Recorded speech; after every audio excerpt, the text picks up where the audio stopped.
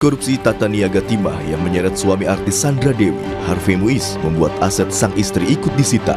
Sampai tingkat hakim dan terhadap barang-barang yang dimintakan sudah disita dan diperkuat oleh pengadilan. Pencabutan gugatan disampaikan Sandra melalui kuasa hukumnya dalam sidang yang digelar di Pengadilan Negeri Jakarta Pusat. Sebelumnya, Sandra Dewi sempat mengajukan keberatan atas penyitaan sejumlah aset pribadinya di Pengadilan Negeri Jakarta Pusat.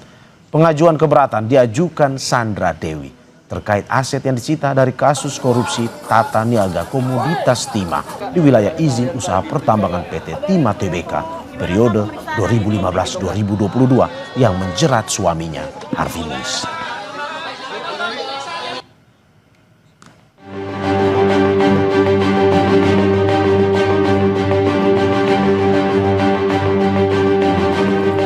Kasus korupsi tata niaga timah yang menyeret suami artis Sandra Dewi, Harvey Muiz, membuat aset sang istri ikut disita.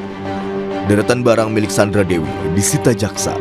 Pada Senin 21 Oktober 2024, pemain film dan sinetron itu pun menyatakan keberatan.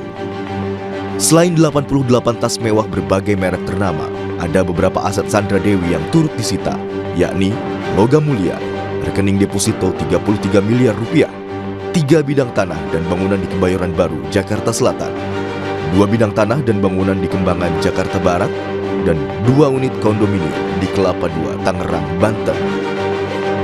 Kejaksaan Agung mempersilahkan Sandra Dewi mengajukan keberatan atas penyitaan sejumlah aset miliknya. Menurut Kepala Pusat Penerangan Hukum Kejagung, Anang Supriyatna, hak mengajukan keberatan soal penyitaan aset juga diatur Undang-Undang Tindak Pidana Korupsi. Anang juga bilang, tindakan penyidik menyita aset yang terkait Harvey sudah tepat.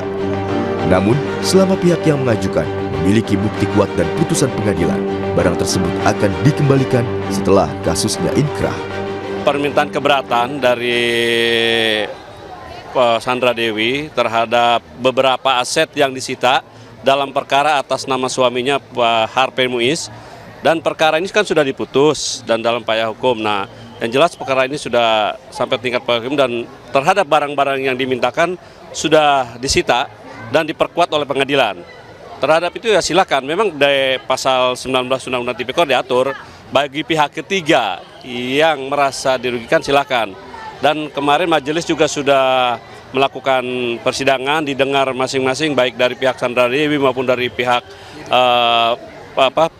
penuntut umum dengan menghadirkan beberapa ahli maupun penyidik, di mana bagaimana alurnya kan kemarin sudah agak jelas kan, dari mana sebagian bahwa memang sebagian besar kalau dari alurnya ceritanya itu berasal dari Harvey Muiz sendiri. Namun, Sandra Dewi akhirnya mencabut gugatan keberatan soal penyitaan aset. Hakim pun menyatakan vonis Harvey termasuk perampasan aset dapat dieksekusi. Penetapan pencabutan permohonan keberatan Sandra Dewi dan kedua adiknya, Kartika Dewi serta Raymond Gunawan, dibacakan hakim dalam persidangan di Pengadilan Negeri Jakarta Pusat, Selasa 28 Oktober 2025.